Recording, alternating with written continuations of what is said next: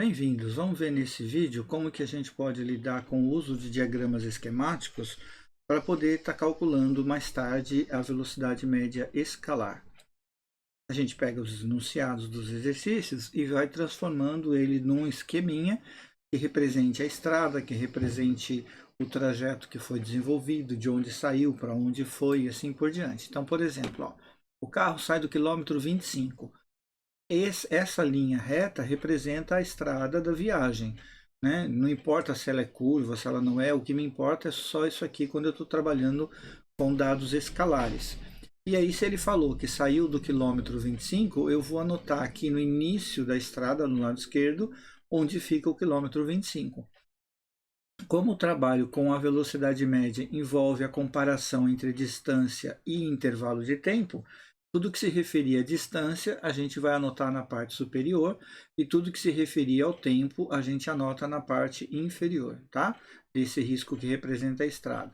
Então, continuando aqui, ó, eu tenho que a viagem começou no quilômetro 25 e após 3 horas ele chegou lá no outro quilômetro. Como ele falou após 3 horas, é um intervalo de tempo, é uma duração, é o nosso famoso ΔT.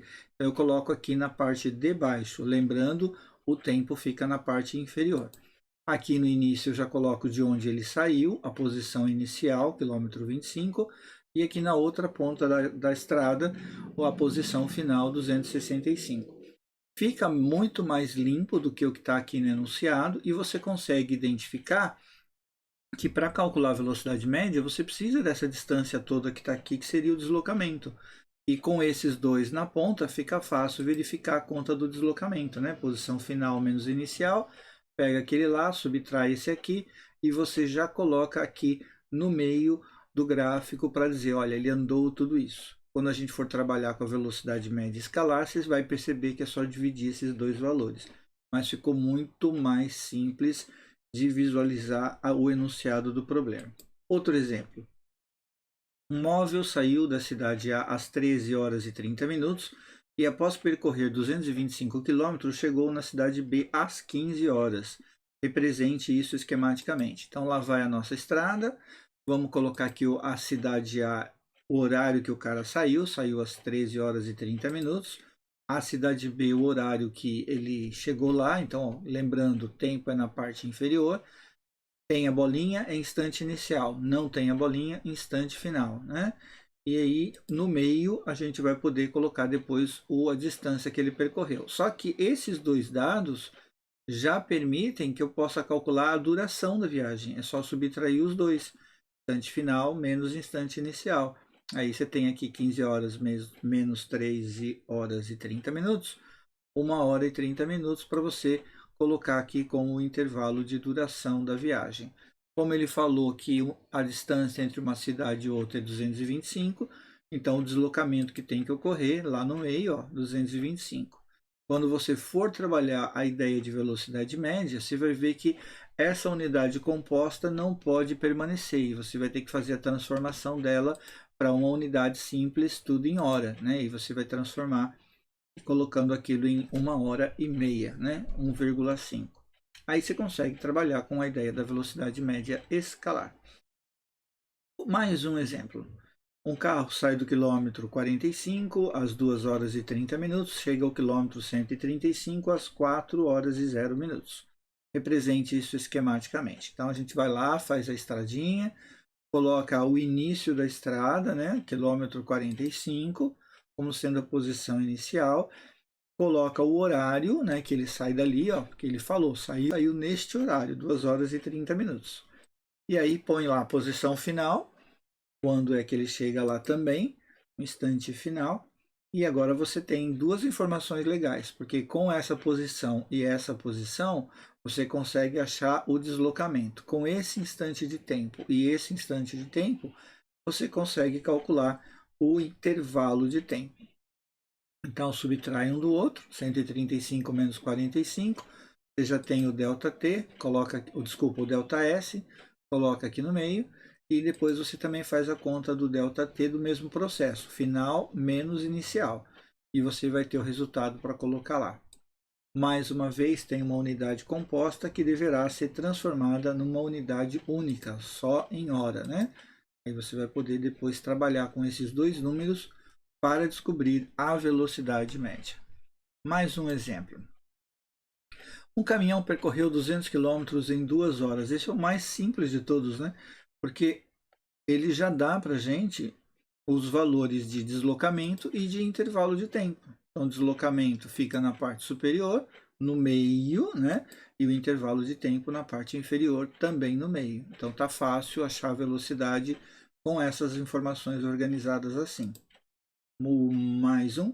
Um avião viajou 3.000 quilômetros em 4 horas de um aeroporto a outro aeroporto B. Nota que, gente, é um enunciado mais extenso, está muito grande. Em seguida, saiu de B, viajou mais 1.000, foi em 2 horas e meia até o aeroporto C. Então, se você não fizer um esquema, na hora de fazer a resolução do problema, você pode realmente se perder na medida em que os enunciados começam a ficar mais complexos do que esses ainda, no assunto de velocidade média.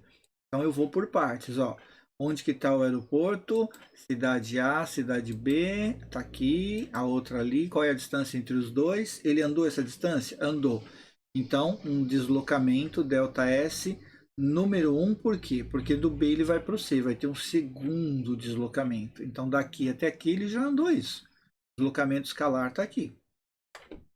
Quanto tempo demora para isso? 4 horas. Está ali, ó, intervalo de tempo número 1. Esse 1 aqui é para dizer que é do primeiro trecho da viagem, né?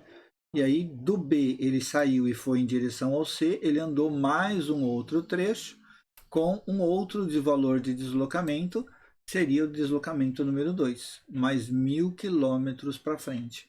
Gastou quanto nesse pedaço? 2 horas e meia. Tranquilo, então vamos lá anotar 2 horas e meia como o segundo intervalo de tempo.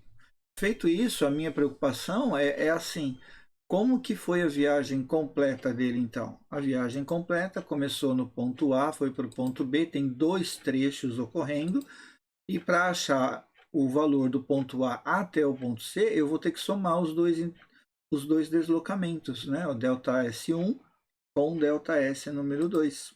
E aí eu vou ter 4.000 como sendo a viagem completa dele.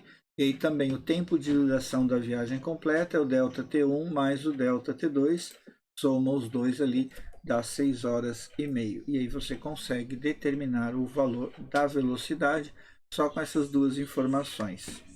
Continuando, temos aqui agora o último exemplo. Imagine a seguinte situação, bem mais complexa, ó, mas que se torna fácil na medida em que a gente vai lidar com a questão do diagrama. O motorista de ônibus viajou 250 quilômetros em 3 horas. Parou num posto durante meia hora. Em seguida, viajou mais 350 em 2 horas e meia. Então, vamos tentar colocar isso no esqueminha. Ó, ele viajou 250, é o primeiro trecho da viagem, ΔS número 1. Em 3 horas, ΔT número 1. Só que agora ele parou.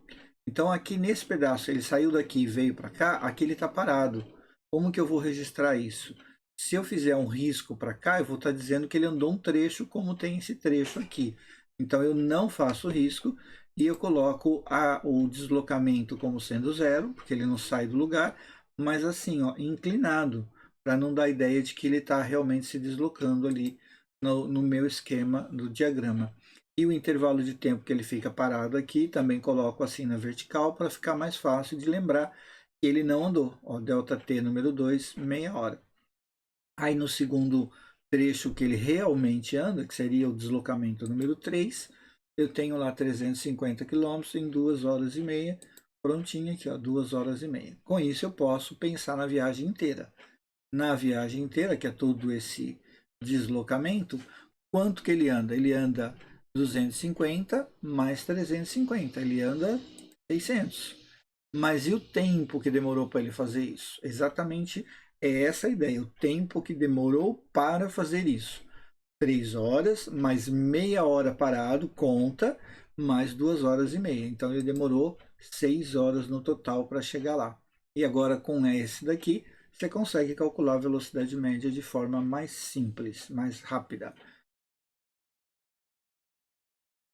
Nesse exemplo, o motorista de ônibus deve percorrer o trajeto entre duas cidades A e B de 800 quilômetros em 6 horas. Olha, ele deve percorrer, então já deu a distância toda que o cara tem que fazer. Já vamos colocar ela no diagrama. Ó. É tudo isso que o cara tem que fazer.